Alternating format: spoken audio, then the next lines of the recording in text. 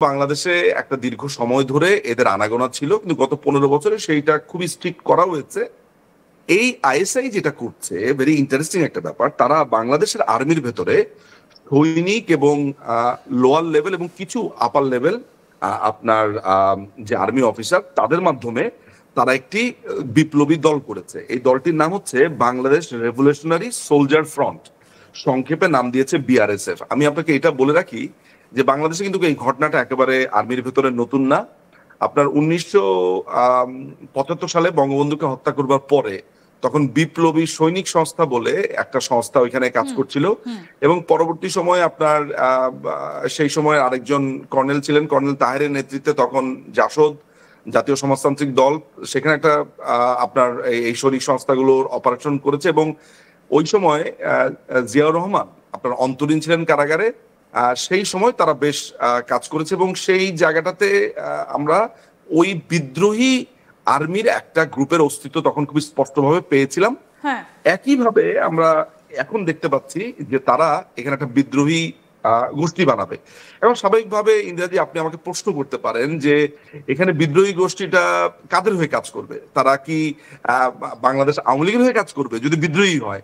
মজার উত্তর হচ্ছে না। এটা বাংলাদেশ আওয়ামী লীগের পক্ষে, মানে অনেকে অ্যাপারেন্টলি মনে করবে যে বিদ্রোহী যদি কোনো গোষ্ঠী হয় তার মানে হচ্ছে যে এই সরকারকে উৎখাত করবে বা এরকম। মজার ব্যাপার হচ্ছে একেবারেই ব্যাপারটা তা না।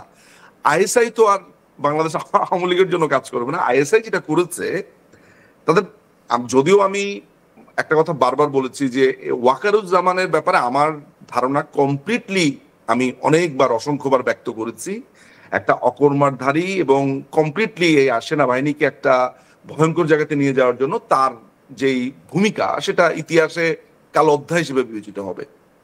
ইন্টারেস্টিং ব্যাপার হচ্ছে আমাদের গোয়েন্দা রিপোর্ট যেটা বলছে পরিস্থিতিটা তুলে ধরা হয়েছে। দাদা আপনি আমাদের সঙ্গে একটু থাকুন, আমরা একবার পড়ি গোয়েন্দা রিপোর্টটা, একবার পড়ি কি বলা হয়েছে, তারপরে আপনার কাছে আবার আসছি। আমি দেখাতে বলবো প্রোডাকশন টিমকে যে রিপোর্টটা আমরা দেখাচ্ছিলাম যে কি পরিস্থিতির সৃষ্টি হয়েছে।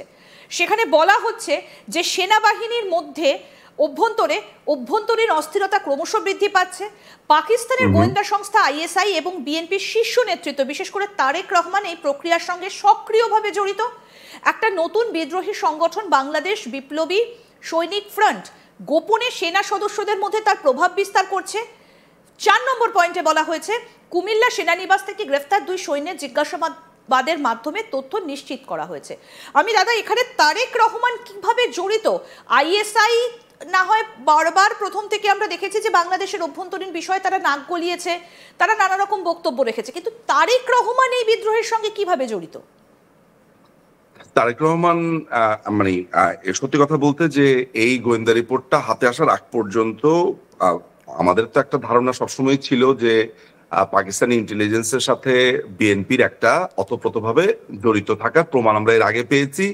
কারণ আইএসআই এর আগে যখন একজন আইএসআই এর এক অফিসারের যখন বিচার হচ্ছিল পাকিস্তানে, আমি ওই কেসটার নাম মনে করতে পারলে আসলে খুব ভালো হতো, তখন সেই সময় ওই বিচার প্রক্রিয়ার ভিতরে উঠে এসেছিল যে আপনার 2001 সালে যখন বাংলাদেশে জাতীয় ইলেকশন হয় তখন আইএসআই এখানে বিএনপিকে অর্থ দিয়েছিল এবং বিএনপি কিন্তু ওই পাকিস্তান থেকে টাকা পেয়েছিল ফান্ড হিসেবে নির্বাচন পরিচালনা করবার জন্য।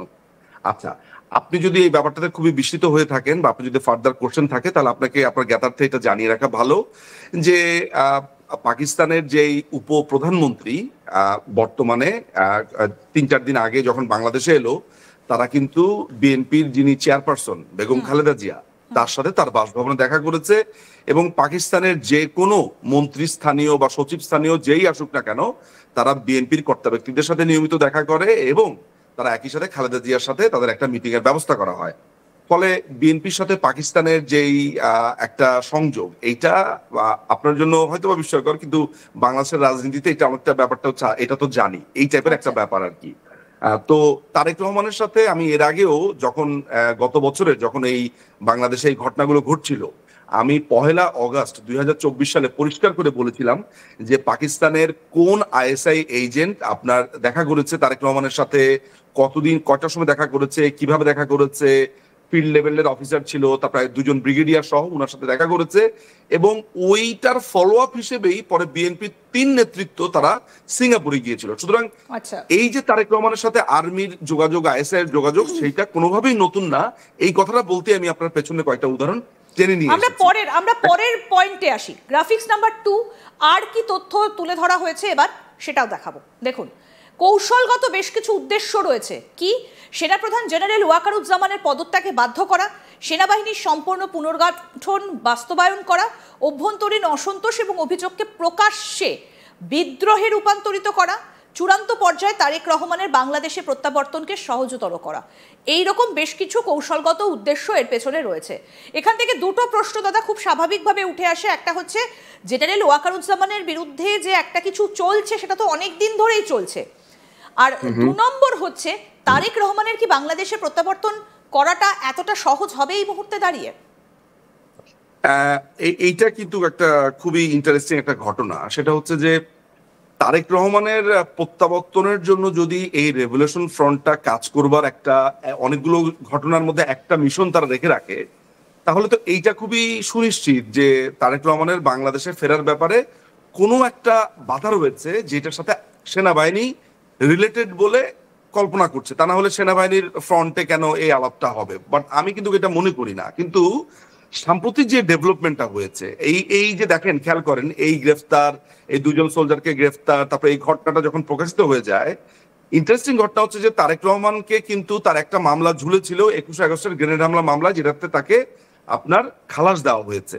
এবং তারেক রহমানের যে খুবই ক্লোজ একজন রাজনৈতিক কর্মী, ডক্টর জাহিদ, সম্ভবত আমি ভুল না করে থাকলে ড্যাবের তিনি মনে হয় সভাপতি বা প্রেসিডেন্ট বা প্রধান, তিনি বলেছেন যে তারেক রহমান আগামী 2 থেকে 3 সপ্তাহের মধ্যে বাংলাদেশে ফিরবে। এখন এই জিনিসটা একটা দেখার বিষয়, যদি তারেক রহমান 2 থেকে 3 সপ্তাহের মধ্যে বাংলাদেশে ফেরে, বা তার যদি কোনো ধরনের এখানে প্রবলেম না থাকে, তার সমস্ত মামলা যদি সরিয়ে নেওয়া হয়, কখনো তাকে খালাস, কখনো তাকে অব্যাহতি দেওয়া, তাহলে গত 1 বছর ধরে, অর্থাৎ 5ই আগস্টের পরে তারেক রহমান যে লন্ডনে অবস্থান করছে, যুক্তরাজ্যে অবস্থান করছে, সেটার কারণটা এখনো খুবই সন্দেহজনক এবং খুবই ডুবিয়াস, যে কেন তিনি অবস্থান করছেন যদি সবকিছু অনুকূলে হয়।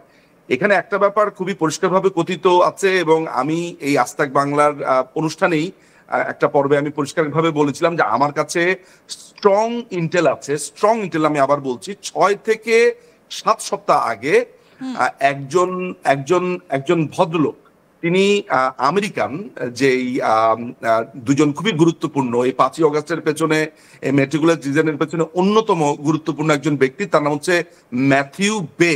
তিনি এই মুহূর্তে, ম্যাথিউ বে খুব সম্ভবত তাকে ট্রান্সফার করে তিনি ইন্দোনেশিয়া কিংবা আফগানিস্তানে মনে হয় তাকে ট্রান্সফার করা হয়েছে। সিআইএ এর কাভার এজেন্ট ছিল ম্যাথিউ বে। ম্যাথিউ বের বরাত দিয়ে আমি একটা তথ্য জানি যে ম্যাথিউ বে পরিষ্কারভাবে বলেছে যে বিএনপি রাজনীতি করতে পারে, ইলেকশনে আসতে পারে, কিন্তু তারেক রহমানের ব্যাপারে তার একটা ভয়ঙ্কর রকমের অনীহা আমেরিকা দেখিয়েছে।